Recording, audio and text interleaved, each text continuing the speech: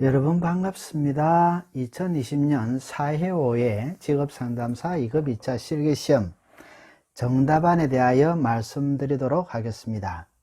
시험일은 2020년 11월 29일 일요일 있었고요. 오후에 실시되었습니다.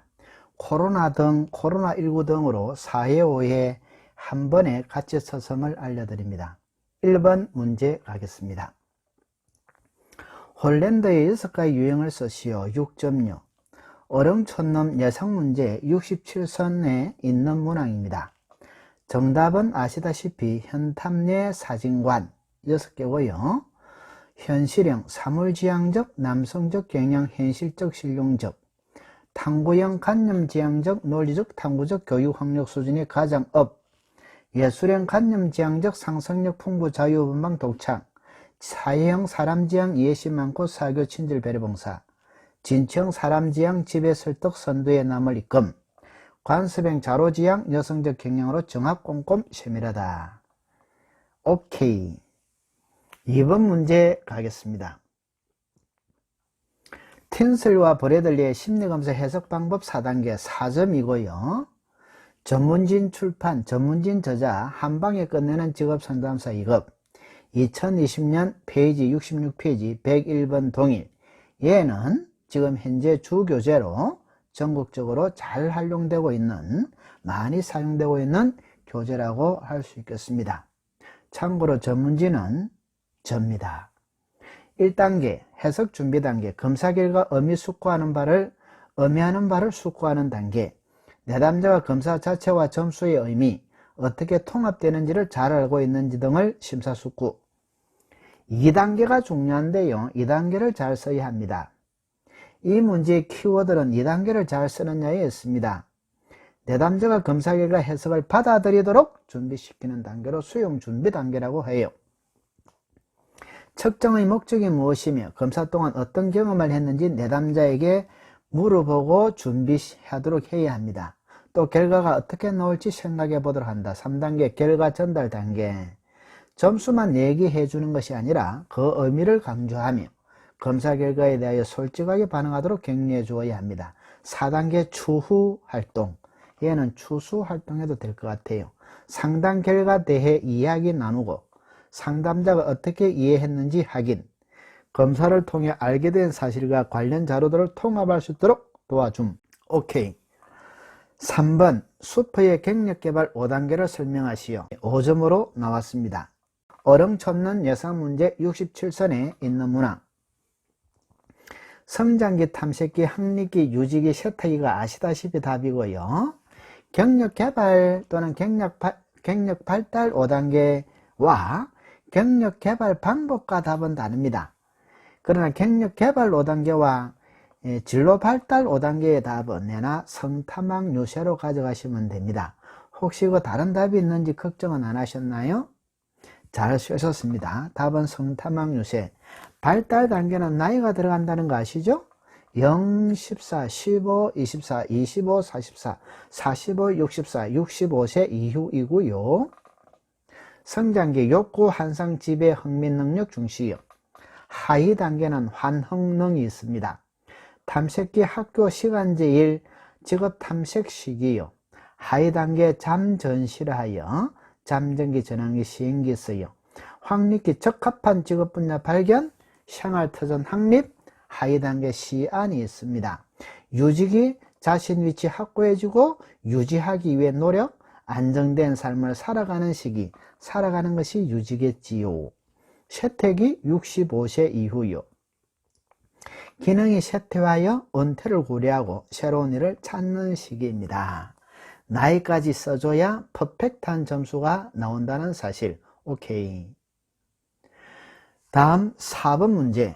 인지정서 상담이론의 기본 과정, 개념 상담 목표는 6점으로 나왔네요. 어릉촌놈 예상문제 67선에 있는 문항이었습니다. 수업 중에 제가 프린터로 67문제 안에서 나온다라고 이야기했지요. 1번 기본 과정 물어서니 갑니다. 이것은 답을 인력사 현재 변화라고 해주면 됩니다. 5개만 써도 될 것 같아요. 몇 개 물었는지 정확히 알 수 없으나 한 말이 없어도 한 5개는 써야 될 듯 합니다. 인지는 인간 정서 가장 중요 핵심 요소, 그래서 인지 정서 이론이라 합니다.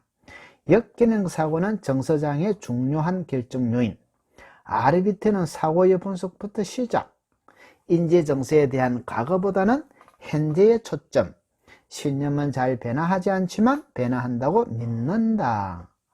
인간의 비합리적 사고는 유전적 환경적 영향을 받는다 중에 4개 이상 쓰면 기본 과정에서는 좋겠습니다. 6점이니까 각각 2점, 2점, 2점 하여 6점 안 될까요? 쌍갈로 이번에 개념입니다. 인간의 관점이나 사고가 정서 행동 켜에 영향 미치므로 정서장애 원인이 내담자 비합리적 사고를 합리적 사고로 변화시키는 과정을 말한다.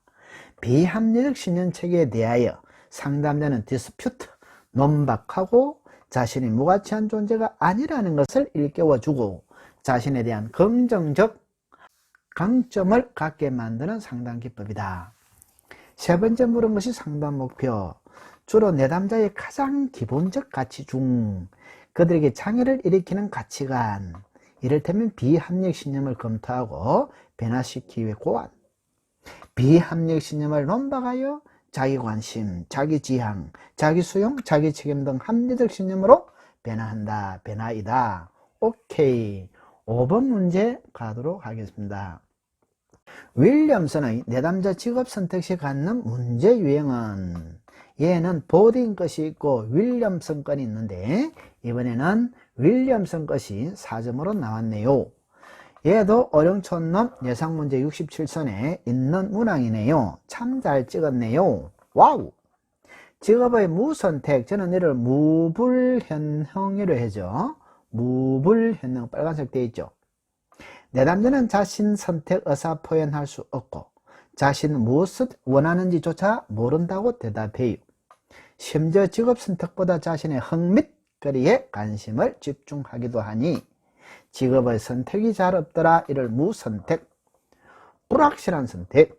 내담자는 교육 수준 부족, 자기 이해 부족, 직업 세계에 대한 이해 부족, 즉 교자직의 부족으로 자신의 결정에 확신을 가지지 못한다. 현명하지 못한 선택, 다른 말로 어리석은 선택으로 써도 됩니다. 내담자는 목표와 흥미와 관계없는 현명하지 못한 선택을 내림으로써 직업의 부정적 양상을 보인다. 마지막 흥미와 적성 간의 불일치, 얘는 쓰기 쉽죠? 흥미를 느끼는 곳에 적성 X, 적성이 있는 곳에 흥미 X 등 불일치한 경우를 말한다. 오케이. 6번 가겠습니다. 직업정보는 한국직업사전에서 육체활동 4가지를 쓰시오. 4.6. 얘도 어령촌놈 예상문제 67선에 있는 문항입니다. 시험책이 조금 전에 저한테 배운 수강생분들에게 제가 프린터로 하여 앞에 33문제, 뒷면에 34문제 하여 67선을 제공했는데 그것을 말합니다. 제 친구 중에 손웅주이라고 있습니다. 말을 잘해. 손웅준 언어. 손사용, 통상적 손사용이 아닌 정밀함과 숙련을 필요하는 직업. 해부학자, 조각가, 미용사, 조리사 등은 손사용으로 씁니다. 웅크림으로 쓸 때는 육체활동의 웅크림, 허리를 굽히거나 몸을 앞으로 굽히고 뒤로 젖히는 동작이 필요한 직업으로서 오토바이 수리원, 항공기 엔진 정비원 등. 육체활동 땐 균형 감각으로 쓸 경우에는 사다리, 계단, 발판 등으로 몸 전체의 균형을 유지하는 것이 필요한 직업으로 도장원, 철골 조립원 등을 들 수 있습니다. 4가지니까 마지막 언어력, 말로 생각이나 의사를 교환하거나 표현하는 직업, 예컨대 교육 관련 직업, 또 변호사, 성우, 아나운서는 한국직업사전 부가직업정보 육체활동의 땐 언어력이라고 쓰는 거죠. 4점이고 부분점수 있겠습니다. 여러분 잘 쓰고 다 동그라미 하면서 가채점을 하고 계신가요? 오케이. 예, 이제 7번 문제 가겠습니다. 타당도 중 구성 타당도를 분석하는 방법 3가지. 6점으로 나왔네요. 어령촌놈 예상문제 67선에 있는 문항. 답은 세 가지입니다. 수렴 타당도. 새로 개발한 검사를 기존의 검사들과 같은 특성 밑줄 비교해서 상관계수를 구하는 방법이다. 상관계수가 높을수록 수렴 타당도는 높다. 얘도 써주면 퍼펙트합니다. 지능주수 문항에 같은 특성이라고 하는 학교 성적을 비교해서 상관계수를 구하는데 상관계수가 높을수록 수렴 타당도는 없다. 아시죠? 변별 타당도. 새로 개발한 검사를 기존의 검사들과 다른 특성을 비교하여 상관계수를 구하는 방법이다. 상관계수가 낮을수록 밑줄. 변별 타당도가 높다. 예, 지능지수 다른 특성이라 하는 외모 문항을 비교해서 상관계수를 구함. 요인분석법. 검사 구성 문항들 간 상호 상관관계 분석에서 상관이 높은 문항 묶어주는 통계법. 가장 많이 쓰는 방법.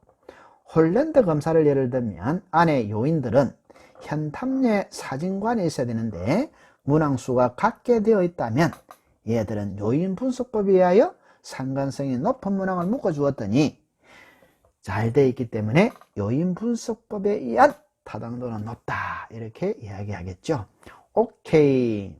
다음 8번 문제 갑니다. 수포의 직업상담 평가 세 가지를 설명하시오. 6점. 얘는 전문진 한방에 끝내는 직업상담사 2급 2020년에 출간되었는데 오클레스 출판사입니다. P 66페이지 101번과 동일하네요. 1번 문제평가. 내담자 호소 문제 곤란도 진로 상담에 대한 기대를 평가하고 있다. 보디는 5가지 유목, 정보 부족, 자아 갈등, 어종 선택 불안 등으로 하나는 확신의 결여죠. 구분하였지만 수포는 진단 분류책에 대해 구체적으로 논의하지 않았다. 개인평가. 내담자가 심리적, 사회적, 신체적 측면에 대한 평가 이루어짐. 직업적인 장단점 평가. 자산과 부채 평가. 결과는 표준형으로 표현. 예후. 내담자의 개인평가에 기초하여 진로 적응 2가지 요인과 요소인 성공과 만족에 대한 미래 행동 줄치고 성공과 만족에 대한 미래 행동의 예측이 이루어진다. 향후 성공적인 직업 수행이 이루어질 것에 대한 예언적 평가가 이루어지는 것을 말합니다. 저는 이를 1, 2, 3 첫자 따서 문계예. 내 문계가 예다. 문계예. 9번.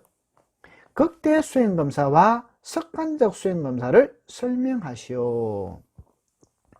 어령천넘 예상문제 67년에 있는 문항 8점으로서 아주 비중이 배점이 가장 높았던 그런 문항이 바로 9번 문항이 되겠습니다. 극대 수행검사 제가 읽어볼게요. 기억. 인지능력평가위원 검사. 일정 시간 내 자신의 능력 최대한 발휘하도록 하는 것이라서 극대 수행검사라고 합니다. 개인의 능력 전체가 아닌 일부의 능력을 측정하는 능력검사. 보통 문항에 정답이 있고 시간 제한이 있어. 종류는 지능, 적성, 성취도 검사 등이 여기에 해당합니다. 잘 썼나요? 두 번째, 습관적 수행검사란 비인지적 검사, 일상생활의 습관적인 행동을 검토하는 습관적 수행검사에 해당. 개인의 인지능력 외에 정서, 흥미, 태도, 가치 등을 측정. 정직한 응답이 요구됩니다. 디귿. 문항에 정답 없고 시간 제한 없음. 종류는 성격, 흥미, 태도 검사 등이 해당합니다. 오케이. 10번. 성능, 성향 검사명 각각 3가지 6점으로 나왔네요. 어령천넘 예상문제 67선에 있는 문항이네요. 성능, 지능, 적성, 성취도 검사 등이 해당됩니다. 성향 검사는 성격, 흥미, 태도 검사 등이 해당합니다. 6점이네요. 부분 점수 어찌 놓을지 예상이 됩니다. 오케이. 11번. 11. 포괄적 업무 종사자 분류원칙 3가지를 설명하시오. 6점. 어령천넘 예상문제 67선에 있는 문항. 정말 예상 잘했다, 그죠? 이 67선 이번에 안 했으면 큰일 날 뻔했어요. 많이 떨어질 뻔했어요. 근데 시험 치고 나서 우리 단톡이 있는데 그 회신을 받아보니 대체로 긍정적이라서 수강생분들이 잘 치지 않았을까 예상을 해봅니다. 예상입니다. 자, 포괄적 업무 종사자 11번 들어갔습니다. 답은 주체생인데 주된 직무 우선의 원칙 2012년 3회 6점으로 주된 직무 우선의 원칙만 나온 적이 있네요. 답은 최상급 직능 우선의 원칙, 생산 업무 우선의 원칙을 다 써야 합니다. 공간이 허용되는 한 이만큼은 써주면 좋겠네요. 그러나 압축하여 요약하여 썸머리하여 써도 관계가 없을 것 같습니다. 어미 전달만 잘 되어도 점수는 줍니다. 2개 이상 직무를 수행하는 경우 수행되는 직무 내용과 관련 분류 항목에 명시된 직무 내용을 비교 평가하여 관련 직무 내용상 상관성이 가장 많은 항목 밑줄, 여기 키워드입니다. 키 문장이네요. 갈로 안에는 사례인데요. 써주면 좋습니다. 강의와 진로를 겸하는 의과대학 교수는 강의평가연구면 요거 밑줄 교수. 진로 첫째 환자 상담이기 많으면 밑줄. 이거는 의사 등의 직무 내용을 파악해갖고 관련 항목, 즉 교수에 관련된 항목을 많이 했느냐, 의사에 관련된 항목을 많이 했느냐에 따라 분류합니다. 최상급 직능 수준 의심의 원칙. 상이한 수준 키워드 이거 들어야 됩니다. 수준은 레벨이 달라요. 레벨이 다른 것이 직능이죠. 직능 수준이지요. 경험을 통해 얻어지는 직무 능력 필요로 한다면 가장 높은 수준의 직무 능력을 필요로 하는 일. 예. 조리와 배달 업무의 비중이 같을 경우 조리의 직능 수준이 높으므로 조리사로 분류한다. 생산 업무 우선의 원칙. 재화는 상품이죠. 생산 공급이 같이 이루어지는 경우 생산 단계에 관련된 업무를 우선적으로 분류합니다. 예. 한 사람이 빵을 생산하여 판매도 하는 경우에는 판매원으로 분류하지 않고 제빵원으로 분류하여야 한다. 오케이. 12번 흥미검사 종류 6개를 쓰시오. 6개를 쓰시오 하고 5점으로 넣은 것 같습니다. 어렁천넘 예상문제 67선에 있는 문항요. 흥미검사 종류는 홀랜드 이론 바탕 검사 도구도 있고 스트롱이 만든 검사 도구도 있고 쿠드와 다이몬드가 만든 그런 검사 도구가 있습니다. 홀랜드 이론 기반은 3가지. 자기 방향 탐색, SDS, Self Directed Search. 직업 선호도 검사는 BPI, Vocational Preferential Inventory. 경력 의사 결정 검사 CDM, Career Decision Making System 하여 3가지 쓰면 됩니다. 그게 생각이 안 났다면 스트롱이 만든 검사, 스트롱 직업 흥미 검사, SVIB, 스트롱 Vocational Interest Frank, 스트롱 캠벨 흥미 검사, SCII, 스트롱 캠벨 Interest Inventory, 스트롱 흥미 검사, SII, 스트롱 Interest Inventory. 쿠드와 다이몬드가 만든 도구로서 쿠드 직업 흥미 검사가 있습니다. KOIS, 쿠드 Occupational Interest Survey 하여 KOIS. 제가 7개 소개했는데 그 중에 6개를 쓰면 될 것 같습니다.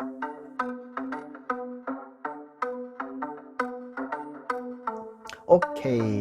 13번 가겠습니다. 18문제 나왔으니까 이제 몇 문제 안 나왔죠? 한 6문제 남았습니다.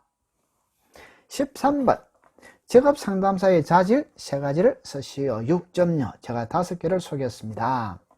얘는 전문진이라는 사람이 어령촌놈인 거 혹시 아시나요? 네, 그렇습니다. 한방에 끝내는 직업상담사 2급 2020년 P13페이지 4번과 똑같은 문제네요. 1번 자기 자신에 대해 이해가 필요합니다.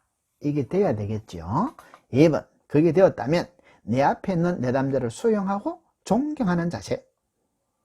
또 어떤 질문이 들어올지 모르기 때문에 어떤 삶에 대한 객관적인 통찰력. 4번 직업 정보를 분석하는 능력. 왜 직업 상담사니까. 상담 심리학적 지식과 다양한 임상 경험 필요 중에 3개 쓰면 6점 되겠습니다. 와우.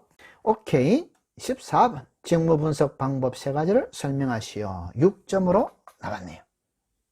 어릉촌놈 예상문제 67선에 있는 문항. 최초 분석법.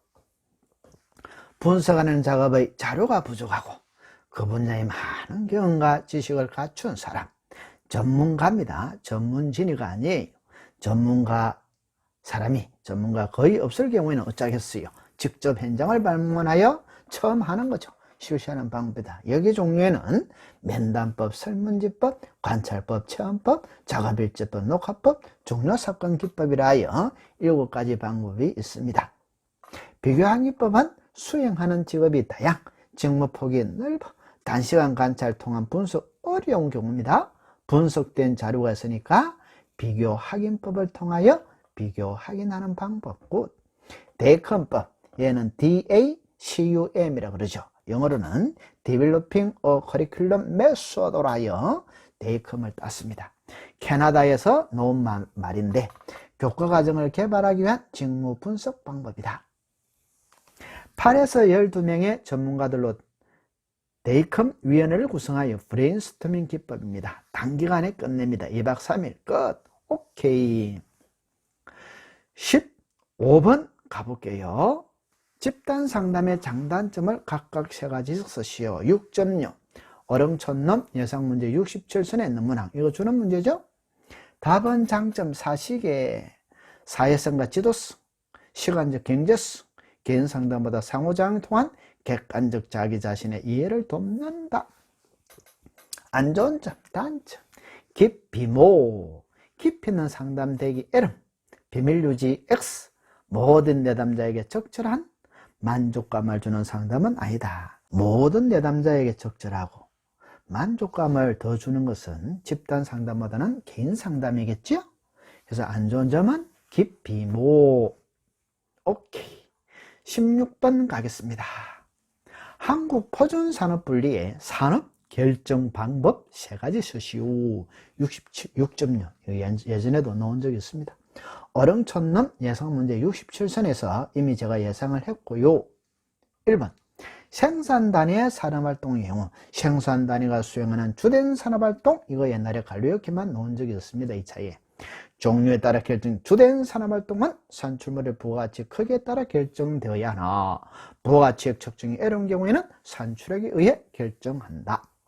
상기원칙에 따라 결정이 어려운 경우에는 그 해당 활동의 종노임, 종업원수, 노동시간, 임금, 걸비액 등 설비 정도에 결정한다. 계절에 따라 정기적으로 산업을 달리하는 사업체의 경우에는 조사 시점에서 격려하는 사업과는 관계없이 밑줄, 조사 대상 기간, 이거는 계절을 말해요.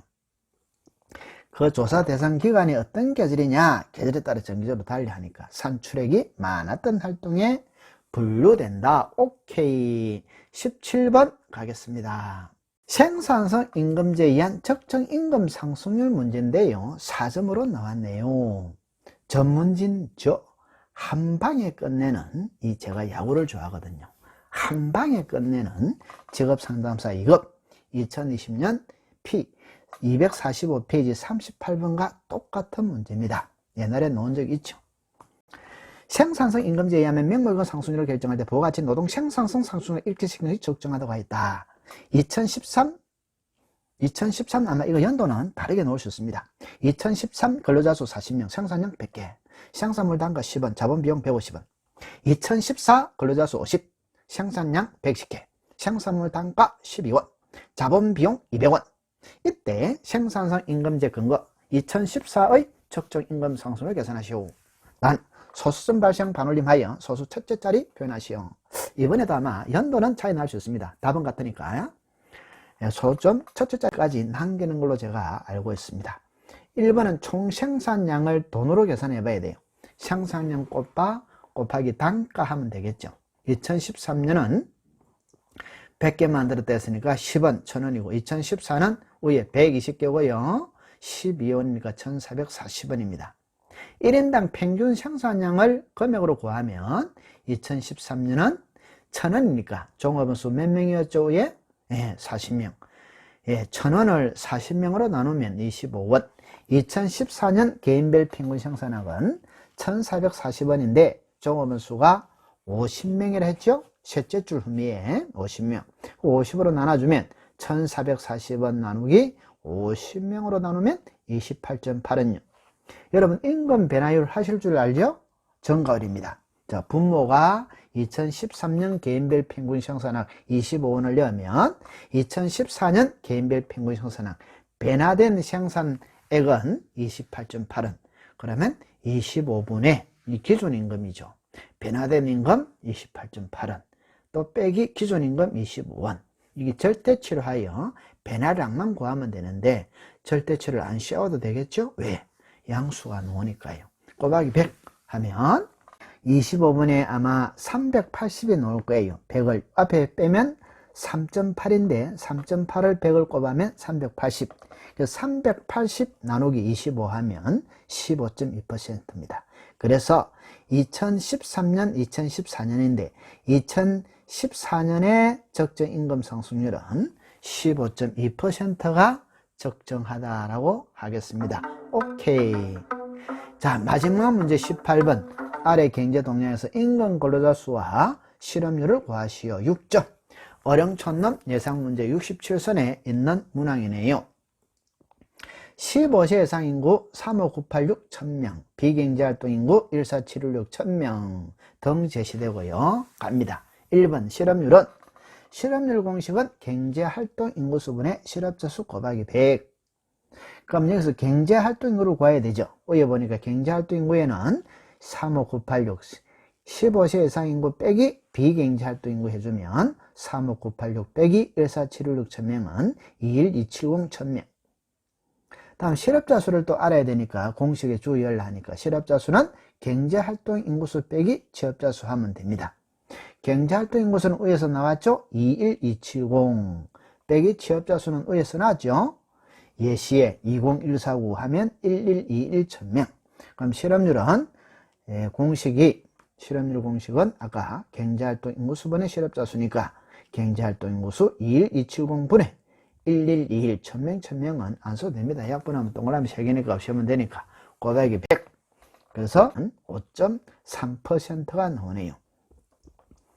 임금 근로자 수는 취업자에서 자영업자 더하기 무가족 종사자를 빼줘도 됩니다.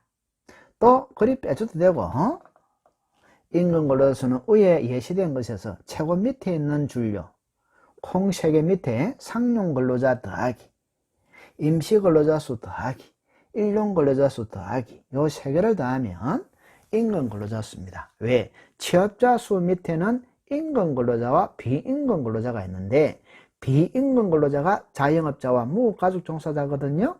취업자에서 비임금 근로자 수를 빼주면 내나 임금 근로자 수가 나옵니다. 요 제시된 것처럼 20149가 위에 뭐라 그랬어요? 취업자 수죠? 빼기 자영업자 위에 넣어줘? 5646 1000명 더하기 무가족 종사자 1684 요 더해서 빼주면 12819 해도 되고 다 1000명이고요. 아까처럼 최고 밑에 있는 칸에 있는 거 상용 근로자 6113 더하기 임시 근로자 4481 1000명 더하기 일용 근로자 225 1000명 더해도 12819가 나옵니다. 그렇게 하셔서 임금 근로자 수를 12819 단위 조심해야 돼. 단위 1000명을 꼭 붙여야 됩니다. 12819랑 12819 1000명은 엄청난 차이입니다. 그래서 뒤에 반드시 단위 1000명 쓰셔야 합니다. 감사합니다. 수고 많으셨습니다. 예, 분석을 한 해보면요. 예, 이번 시험은 상담에서 5문항, 심리에서 8문항 나왔습니다. 심리가 비중이 높았어요. 정보에서 4문제가 나왔는데 정보에서 나온 것은 직업정보론, 부가직업, 육체활동 문제, 포괄적 업무 종사자 분류원칙, 산업의 결정 방법, 실업률과 임금 근로자 수 하여 정보론 4가지 나왔고 노동시험론은 많이 줄었네요. 1개 나왔습니다. 적정 임금 상승률을 구하라 하는 것이 노시 한 문제 하여 5개, 8개, 13개, 밑에 5개 하여 18개가 나왔고요. 배점은 8점짜리 1개요. 8점.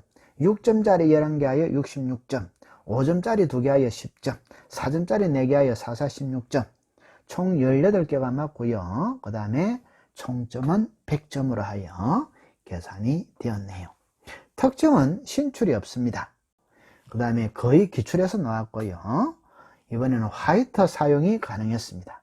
1번 수업 중 제공된 예상문제 프린트 67선 문제에서 14문제예요. 일종의 찍기 문제죠. 그래서 14문제 나왔고요. 14문제만 잘 써도 합격하시는 거 아시죠? 그 다음 제 책 수업 중 교재로 사용된 전문진 한방에 끝나는 직업상담사 2급 2020년 8월 오클에서 나왔는데 여기서 4문제예요. 다 이 안에서 이번에 문제 출제되었습니다. 여러분들 수고 많으셨습니다. 꼭 합격을 기원합니다. 감사합니다.